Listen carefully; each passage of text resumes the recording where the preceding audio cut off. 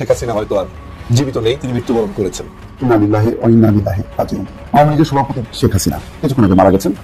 এখন breaking news হচ্ছে, অনলাইনে ইতিমধ্যে এসেছে। শেখ হাসিনা মুমূর্ষ অবস্থা, ওবায়দুল কাদেরও যখন সময় হার্ট অ্যাটাক করে মারা যেতে পারে। বদলুক তো এমনিতেই শরীর খারাপ। শুনেছি আমরা পাপ নাকি বাপকেও ছাড়ে না, এরকম একটি ঘটনা শেখ হাসিনা সম্পর্কে আজকে এটাই একটা পাপের ফসল বলে আমরা মনে করতে পারি। আজকে এই দুইজনের অবস্থা, সভানেত্রী এবং সাধারণ সম্পাদক, একই সাথে দুইজনের নিউজটি কিন্তু আজকে ভাইরাল হয়েছে সোশ্যাল মিডিয়া। এই কি অবস্থা হয়ে গেছে সমন্বয়কদের, তারা তো এখন বিভিন্ন জায়গায় যেভাবে পরিচয়বিহীন ভাবে তাদেরকে খুঁজে খুঁজে ধরে পিটানো হচ্ছে, তো মানে দিন কি সব বদলাই গেল। আর এই ঘটনার প্রেক্ষাপট কোথায়? গোপালগঞ্জে। সারা বাংলাদেশে আওয়ামী লীগের অবস্থানটা একরকম, বাট গোপালগঞ্জে পরিস্থিতি কিন্তু টোটালি একটা ভিন্ন চিত্র সেই সরকার পতনের পর থেকে দেখছি।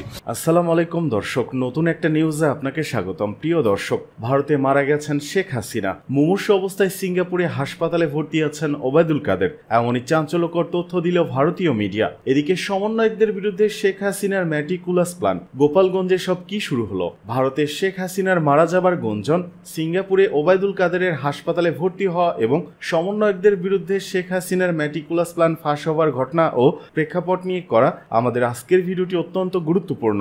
ভিডিওটি শুরু থেকে শেষ পর্যন্ত ধৈর্য সহকারে দেখে একটি লাইক দিয়ে সবাইকে শেয়ার করে দিন। আমাদের চ্যানেলে নতুন হলে চ্যানেলটি সাবস্ক্রাইব করে পাশে থাকা বেল আইকনে ক্লিক করে রাখুন। আমাদের ভিডিওটি আপনি বাংলাদেশের কোন জেলায় বসে দেখছেন বা শুনছেন সেটি অবশ্যই কমেন্ট বক্সে কমেন্ট করে জানিয়ে দিতে ভুলবেন না। বাপকেও ছাড়ে না, এরকম একটি ঘটনা শেখ হাসিনা সম্পর্কে আজকে বেশ কিছু মিডিয়াতে, বেশ কিছু সোশ্যাল মিডিয়াতে আমরা আলোচনা শুনতে পেয়েছি। এরই মাঝে আওয়ামী লীগের এক আন্তর্জাতিক আইনজীবীর তার ভেরিফাইড ফেসবুক আইডিতে লিখেছেন যে শেখ হাসিনা নাম পাল্টিয়ে ভারতীয় পাসপোর্ট নিয়ে ভারতীয় কোনো হিন্দু মানুষের নাম রেখে সে মাউন্ট এলিজাবেথ সিঙ্গাপুরে চিকিৎসাধীন আছেন।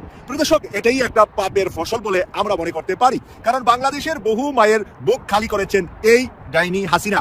এই ডাইনি হাসিনার হাতে চেয়ে শিশু থেকে শুরু করে বৃদ্ধ পর্যন্ত নারী পুরুষ কেউ বাদ যান নাই, সকলেই খুনের সাথে জীবন দেওয়া, আয়নাগর থেকে শুরু করে সর্বশেষ 5ই আগস্ট পর্যন্ত মানুষকে ভ্যানের মধ্যে পুলিশ দিয়ে পুড়িয়ে পর্যন্ত মারার কাজ সে করেছে। সেই পাপটা নাকি আজকে অনেক ভারী হয়ে গিয়েছে। সেই পাপের ভারীতে গত 8 মাস যাবৎ সে নাকি এমন ভাবে বিকৃত চেহারা হচ্ছে, তার ডে বাই ডে তার শারীরিক পজিশন এত খারাপ হচ্ছে যে কোনো মানুষ দেখলে ভয় পেয়ে যাবে। এটাই কি শেখ হাসিনা? এটাই কি প্রধানমন্ত্রী শেখ হাসিনা, যাকে 5ই আগস্ট সর্বশেষ আমরা ভিডিওতে, টেলিভিশনে, মিডিয়াতে দেখতে পেয়েছিলাম? এরপর থেকে যত বক্তব্য সে দিয়েছে তার দলীয় ফোরামে, বিভিন্ন দেশের নেতাকর্মীদের সাথে, বাংলাদেশের বিভিন্ন নেতাকর্মীদের সাথে যত মিটিং করেছে, কখনো তার চেহারা দেখান নাই। সে সবসময় অডিওতে, গ্রুপে কথা বলেছেন, অডিওতে মিটিং করেছেন, ভিডিওতে মিটিং করেন নাই। প্রিয় দর্শক, এটা এই জন্য প্রমাণিত হচ্ছে সে যে চরমভাবে অসুস্থ, চরমভাবে তার চেহারা এবং বডিতে বিকৃতির চেহারা ধারণ করেছে, সেটা যাতে মানুষ দেখতে না পায়, তার কর্মীরা যাতে করে ভয় না পায়, তার কর্মীরা যাতে দুর্বল না হয়, তার দল যাতে করে চাঙ্গা থাকে, সেই কারণে তার সিদ্ধান্ত মৃত্যুর এক মুহূর্ত পর্যন্ত সে মাঝে মাঝে অডিও কলে কথা বলে তার দলকে বাঁচিয়ে রাখা। প্রিয় দর্শক, সর্বশেষ একটা মানুষের জীবনের কি চাহিদা থাকে? চাহিদা থাকে 3.5 হাত মাটি যেন তার পছন্দের জায়গা, পছন্দের জমিতে হয়। প্রধানমন্ত্রী থাকা অবস্থায় তার অহংকার তো ছিল আকাশচুম্বী। আজকে হয়তোবা সে ভাবছে, সে চিন্তা করছে তার দল যদি চাঙ্গা থাকে, তার মৃত্যু সিঙ্গাপুরে হোক আর ভারতে হোক, তার লাশটা যেন বাংলাদেশে এসে টঙ্গিপাড়া তার বাবার কবরের পাশে দাফন হয়। ইতিহাসে যেন সে থেকে যা শেখ মুজিবের মেয়ে শেখ হাসিনা এবং তার দলীয় নেতাকর্মীরা যাতে করে তার কবরের কাছে যেতে পারে, ফুল দিতে পারে, বা যেই ধরনের ফাতেহা পাঠ করে বা যেই ধরনের কবর জিয়ারত করে তা যেন করতে পারে। এই জন্য তার দলকে বাঁচিয়ে রাখার জন্য সর্বাত্মক চেষ্টা সে করে যাচ্ছে। কিন্তু ফেস কেন হচ্ছে দেখাচ্ছে না, এই কথার সাথে আজকে সিঙ্গাপুর মাউন্ট এলিজাবেথে গিয়েছে কি গিয়েছে না এই বিষয়টা কিন্তু 100% শিওর না। এই কথাটা বিভিন্ন ভাবে আলোচনা হচ্ছে বিভিন্ন সোশ্যাল মিডিয়ায়। প্রিয় দর্শক, কিন্তু আমরা যতটুকু জানতে পেরেছি, দিল্লির একটি হাসপাতালে সে চিকিৎসাধীন আছে। দিল্লির হাসপাতালে সে চিকিৎসার সুযোগ পেয়েছে একজন দিল্লি বা ভারতীয় নাগরিকের মতো। তার জন্য কোনো স্পেশাল মেডিকেল টিম নাই, তার জন্য কোনো পার্সোনাল ডাক্তার নাই। প্রিয় দর্শক, এই কথাটা বলা বাহুল্য হচ্ছে, বাংলাদেশে যখন সে প্রধানমন্ত্রী ছিল, বাংলাদেশে যারা বিরোধী দলীয় নেতাও আছে তাদের কিন্তু পার্সোনাল ডাক্তার আছে। আমরা দেখেছি বিভিন্ন সময় শেখ হাসিনা অথবা বেগম খালেদা জিয়া অথবা জেনারেল এরশাদ সহ তাদের জন্য মেডিকেল বোর্ড বসেছে। মেডিকেল বোর্ড বসে সিদ্ধান্ত নিয়েছে কখন কি চিকিৎসা দিতে হবে। এই ধরনের ব্যবস্থাপনাটা শেখ হাসিনা বাংলাদেশে 5ই আগস্ট পর্যন্ত পেয়েছে, কিন্তু দিল্লি যাওয়ার পরে এই ধরনের কোনো ব্যবস্থা বা সুযোগ সে পাচ্ছে না। না পাওয়ার কারণে ডে বাই ডে তার অবস্থা খারাপ হচ্ছে, কারণ এই বয়সে, এই সময়ে অনেক রোগ জীবাণু মানুষের শরীরে বার্ধক্য কারণে অনেক কিছুই চলে আসে, অনেক হেলথের অবস্থাটা দুর্বল হয়ে পড়ে, শারীরিক অবস্থাটা দুর্বল হওয়ার কারণে অনেক কিছুই মানুষের শরীরে ড্যামেজ হতে থাকে। 20 বছর বয়সে আপনি আমি যাচ্ছিলাম, 40-এ এসে তা নাই, 40-এর পরে 60 গেলে আবার তা থাকবে না, এর উপরে যত যাবে ততই মানুষের শরীরে বিভিন্ন ধরনের সমস্যা তৈরি হবে। কিন্তু শেখ হাসিনা সেই সুচিকিৎসা না পাওয়ার কারণে আজকে সে দুকে দুকে মরছে দিল্লির এই নরেন্দ্র মোদী দেওয়া এই বাসা বাড়িতে। প্রিয় দর্শক, এরই পাশাপাশি আরেকটি খবর আসছে কলকাতা থেকে। কলকাতাতে বর্তমান সময়ে আওয়ামী লীগের মহাসচিব সাধারণ সম্পাদক কাউয়া কাদের, যাকে ওবায়দুল কাদেরের নামের পরিবর্তে মানুষ কাউয়া নাম দিয়েছিলেন, সেই কাদের অ্যাপোলো হাসপাতালে ভর্তি আছে কলকাতায়। কলকাতার অ্যাপোলো হাসপাতালে সে চিকিৎসাধীন আছে। ভারতে যাওয়ার পরে প্রথম দিকে সে ছাত্রলীগের সভাপতি সেক্রেটারিকে নিয়ে ভারতে গিয়েছে বলে এমন একটা সংবাদ আমরা পেয়েছিলাম।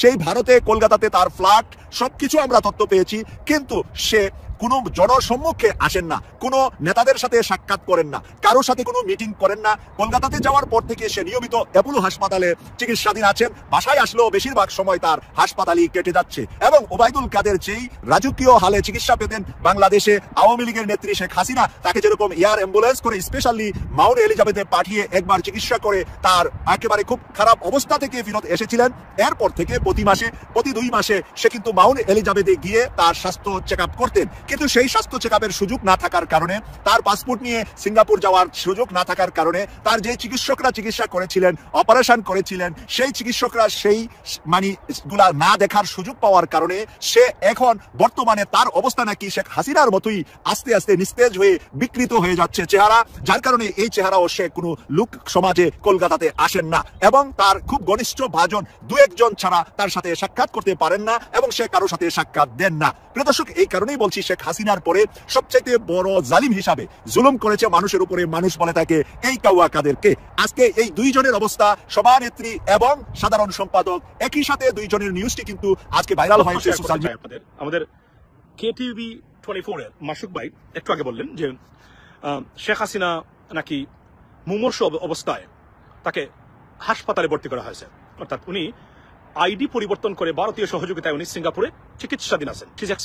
আমার খুব ইচ্ছা ছিল ফুটেজটা আপনাদেরকে দেখাই, বাট এটাতে ভায়োলেশন আসবে, কারণ প্রচুর মার ছিল গালে, পিঠে, তারপর হচ্ছে রাস্তার মধ্যে একদম শোয়াইয়া, আমার মনে হয় যে পায়ে থাকা জুতো, তারপর হচ্ছে তলপেট, এরকম বিভিন্ন জায়গায় কিন্তু তারা খুবই কঠিন ভাবে নির্যাতন করছিল।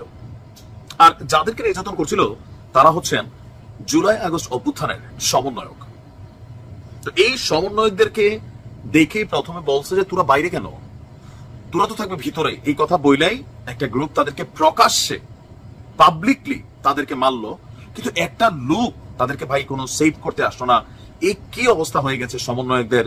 তারা তো এখন বিভিন্ন জায়গায় যেভাবে পরিচয়বিহীন ভাবে তাদেরকে খুঁজে খুঁজে ধরে ধরে পিটানো হচ্ছে, তো মানে দিন কি সব বদলাই গেল। আর এই ঘটনার প্রেক্ষাপট কোথায়? গোপালগঞ্জে। সারা বাংলাদেশে আওয়ামী লীগের অবস্থানটা একরকম, বাট গোপালগঞ্জে পরিস্থিতি কিন্তু টোটালি একটা ভিন্ন চিত্র। সেই সরকার পতনের পর থেকে দেখছি। দর্শক, গতকালকে গোপালগঞ্জে 2 ছাত্র সমন্বয়কের উপর চরম হামলার ঘটনা ঘটেছে। তো যারা আহত হয়েছেন, গোপালগঞ্জ বিজ্ঞান এবং প্রযুক্তি বিশ্ববিদ্যালয়ের ছাত্র অধিকার পরিষদের আহ্বায়ক জসিমউদ্দিন এবং সদস্য সচিব সাইদুর রহমান। 4টার দিকে শহরের SM মডেল সরকারি উচ্চ বিদ্যালয়ের সামনে আমরা দেখছি যে একটা গ্রুপ তাদের সাথে কথাবার্তা বলতেছিল। পরে আপনার এরকম কলারে ধরে তারা রাস্তায় নামাইয়াই উড়াধুরা একটা মার দিল, গাড়ি গেল, রিক্সা গেল, মানুষ রং চাইলো। সমন্বয়কদেরকে বাঁচাইতে কেউ আসতো না। মানে কেন আসলে গোপালগঞ্জে কি সমন্বয়ক দেখলেই মারছে, বা সমন্বয়ক শব্দটাই এখন আসলে এতটা অ্যালার্জেটিক হয়ে গেছে যে মানুষ মনে করে না ঠিকই আছে মনে হয়, এরকম। যদি তাই না হইতো, এখনো ইউনূস সরকার ক্ষমতায় থাকতে সমন্বয়কদের এই পরিমাণ মাইর শুরু হয়ে গেছে। একদিকে আবার ছাত্রদল, যুবদল তারা মিল্লা ভাই এরকম বৈষম্য বিরোধী ছাত্রদেরকে সেই লেভেলে মারছে। এটা নিয়ে আজকে দেখছি সারা বাংলাদেশে আবার প্রতিবাদ বিক্ষোভ। রাফি বলছে আজ সহযোদ্ধাদের বিরুদ্ধে, সেই ছাত্রদল যুবদলের বিরুদ্ধে দাঁড়াইতে হচ্ছে। দেখেন, রাজনীতিটা আলাদা জিনিস। এখানে যখন আপনি রাজনৈতিক দল, তখন আপনি আর বৈষম্য বিরোধী এইসব শব্দ বলার সুযোগ নাই। আপনি রাজনীতি করতে নামছেন ক্ষমতায় যাওয়ার জন্য, আপনাকে বিপরীত পক্ষ ক্ষমতায় যাইতে আটকাবে, আপনিও আটকাবেন। আপনি যেমন শেখ হাসিনার দেশ থেকে দৌড়ে পালাইছেন, মানে বিদায় করছেন, সুযোগ পেলে আপনারও বিদায় করবে, আপনার গোষ্ঠীও রফা দফা করবে, আপনার বাড়িঘর ভাঙচুর করবে। এইটাই আমাদের রাজনৈতিক ট্রেন্ড হিসাবে আমরা এই 5ই আগস্টের পরও দেখছি, এর আগেও ছিল। সো পরিবর্তন এখানে জিরো। মাঝখান দিয়ে সমন্বয়ক যারা ছিল এরা মাইটের খাওয়া একটা ব্যাপক আকারে শুরু হয়েছে। এটা খুবই অশনি সংকেত। ওই শব্দগুলো কিন্তু মনে হচ্ছে সত্যি হচ্ছে ভয়ঙ্কর রূপে ছাত্রলীগ ফিরবে, ভয়ঙ্কর রূপে যুবলীগ ফিরবে, ভয়ঙ্কর রূপে আওয়ামী লীগ ফিরবে। আহতরা সাংবাদিকদেরকে বলেছেন, সন্ত্রাসীরা বলে তোরা ক্যাম্পাসের বাইরে কেন, তোরা থাকবি ভিতরে। এই কথা বলে কোনো কথাবার্তা নাই, কিল ঘুষি লাথি, তারপর হচ্ছে রাস্তায় ফালাইয়া বুট জুতা দিয়ে পালানো শুরু করছে। পরে তারা দ্রুত স্থান ত্যাগ করছে। তো কারা করছে তাদের পরিচয় সম্পর্কে এই সমন্বয়কদের বক্তব্য, তারা এদের কাউকে চিনেন না। এখন আসলে কি চিনেন না নাকি না মাইরের নমুনা দেখা চিনতে চাচ্ছেন না, দুই জিনিস। বহিরাগত কেউ এসে সমন্বয়কদের কিভাবে টার্গেট করে করে মিশন চালাচ্ছে, নাকি লোকাল পিপল মারছে? যদি লোকাল পিপল হয় তাহলে তাদেরকে চিনে না, তাদের বাড়ি তো ওইখানে। সমন্বয়ক তোরা মৃত্যুর জন্য প্রস্তুত হয়, এরকম অনেক চিঠি মিঠি মাঝখানে আমরা কয়েকদিন দেখছি, 2-4 জন খুঁজেও পাওয়া গেছিল না।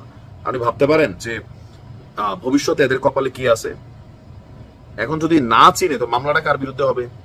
অজ্ঞাতনামা। এদিকে হাসিনা কাদের সহ 12 জনের বিরুদ্ধে ইন্টারপোলে রেড নোটিশ জারির আবেদন।